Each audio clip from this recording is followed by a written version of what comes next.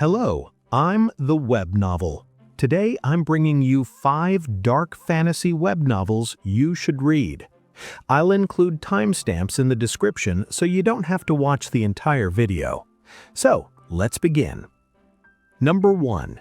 Inside an adult game as a former hero. This story starts with a strange and almost ironic setup.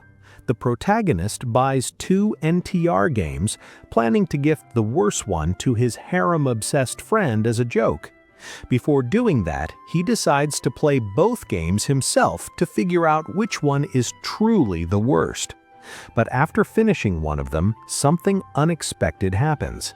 He closes his eyes, and when he opens them again, he's no longer in his own world. Instead, he finds himself lying in an old, unfamiliar room. Confused and thinking he might have been kidnapped, he tries to understand what's going on. Then the door opens. A girl walks in to wake him up, and the moment he sees her, everything changes. She isn't just any girl, she's the childhood friend of the hero from the very NTR game he just played. As he encounters the other 2 heroines from the game, the truth becomes undeniable. He hasn't just been transported into another world, he's been transmigrated into the NTR game he bought for his friend. And the worst part? The 3 heroines have already fallen into the tragic fate the game was known for. Number 2. The hero from my previous life has died.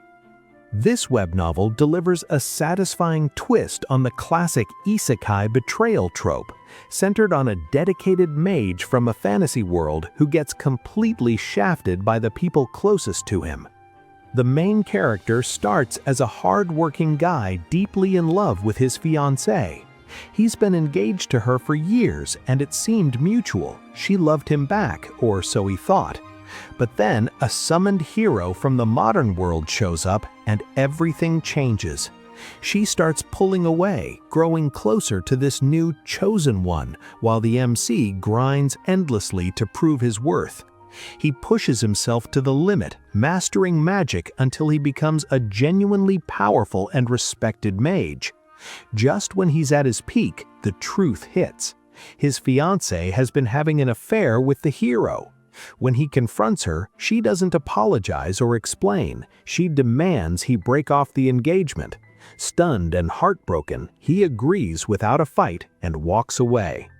From there, the story shifts gears. As the MC keeps rising in power and influence, his own master gets jealous and sees him as a threat. To curb his growing status, his master manipulates events to send him to join the hero's party, where he ends up face-to-face with his ex-fiancée as one of the hero's 3 female companions. The arrogant hero, riding high on his summoned status and cheats, immediately starts harassing and belittling the MC, treating him like dirt while the party pushes forward to defeat the Demon Lord. The MC endures it all quietly, doing his part without complaint. Then comes the payoff. After the Demon Lord falls, the goddess herself appears before the group. The arrogant hero expects praise and rewards. Instead, she strips him of every bit of power he relied on, leaving him powerless and exposed. All those nobles he offended with his attitude, they're coming for him now. The 2 other girls in the party panic, and his ex-fiancée is right there in despair too. Meanwhile, the MC, he just stands there, calm and unbothered. He's already done his job. 3. I became a drunkard in a martial arts novel. This novel follows a protagonist with a very unusual habit. He doesn't just dislike bad novels, he writes long, detailed complaints about them. In fact, he once sent a 5,700-character message criticizing a fantasy story he couldn't stand. Unfortunately for him, the author wasn't ordinary. The so-called author turned out to be some kind of god, and just like that, the protagonist was transported straight into the world of the novel he criticized. Instead of panicking, he adapts. He trains, works hard, survives countless dangers, and eventually defeats the Demon Lord. After everything is over, he finally returns to his original world. Traumatized by the experience, he makes a firm decision: no more fantasy novels. For a while, things go back to normal.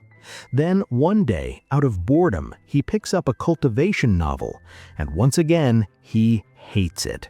This time, his frustration comes from the story itself. Every girl the main character shows interest in somehow leaves him for another man. The plot feels forced, the romance feels empty, and in his mind, he criticizes the author harshly for writing such an unconvincing story. He even thinks the novel lacks immersion. That's when he hears a voice in his head. "Oh, so you don't find this novel immersive?" The moment he hears it, his heart drops. He immediately checks the author's name, and just like before, he's transported into the very martial arts world he just complained about. The difference? This time, he didn't even write a 5,700-character message. 4. The Dungeon Seeker. Junpei Takeda, an ordinary high school guy who's constantly picked on by the bully Kido Shouta and quietly protected by his childhood friend Noriko Tatsumiya. He's the classic underdog, loyal, unassuming, and deeply trusting of the people around him. Everything flits when their entire class gets summoned to a fantasy world by a whimsical god. While his classmates score flashy cheat skills and hero-level powers, Junpei's stats come out worse than a regular farmer's, utterly useless in a world that runs on strength. The real gut punch comes from the person he trusted most, Noriko. She betrays him completely, shoving him into the infamous Sacrificial Labyrinth, a notorious death trap dungeon designed as a one-way ticket to oblivion where no one has ever escaped. Left to die in a merciless kill-or-be-killed hellhole, starving and desperate, Junpei does the unthinkable to survive. He starts eating the poisonous flesh of the monsters he barely manages to defeat. Over time, that poison resistance builds, and he consumes the meat of the labyrinth's terrifying boss, the Unlife King, also called the Undead King. By devouring it, he absorbs its essence, gaining the Undead King attribute, turning his blood poisonous, granting him immense regenerative power, and fundamentally changing him. In that moment, Junpei sheds his humanity. He embraces the darkness not out of some edgelord fantasy, but pure necessity to get strong enough to survive, and eventually to take revenge on the classmates and Noriko who threw him away like trash. 5. Beyond the Hero's Death.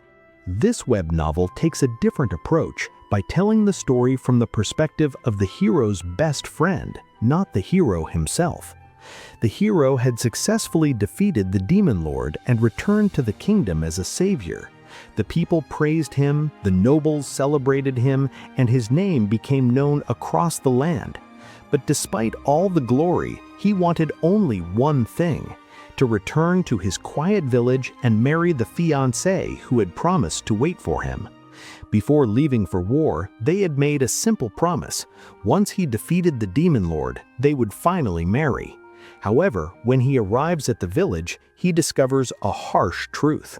The woman he loved has already married the village chief's son. The villagers, and even the knights who should have upheld justice, chose to ignore what happened.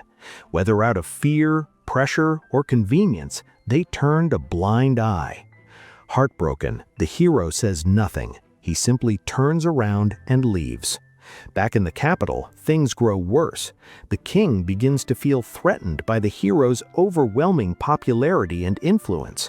To protect his own authority, he spreads false rumors, slowly turning public opinion against the very man who saved them. The same people the hero once fought to protect began to insult and doubt him. Then comes the final blow. Under the excuse of maintaining order, the king secretly orders the hero's best friend, the story's main character, to assassinate him. Instead of obeying blindly, the best friend tells the hero everything. Faced with betrayal from his lover, his people, and his king, the hero loses the last of his will to live. He takes his own life. After his death, the best friend receives a letter left behind. In it, the hero reveals something important. The calamity was not truly over. Before his death, he received an oracle from the goddess warning that a new disaster would soon fall upon the world. Holding that letter, the best friend promised to see it to the end.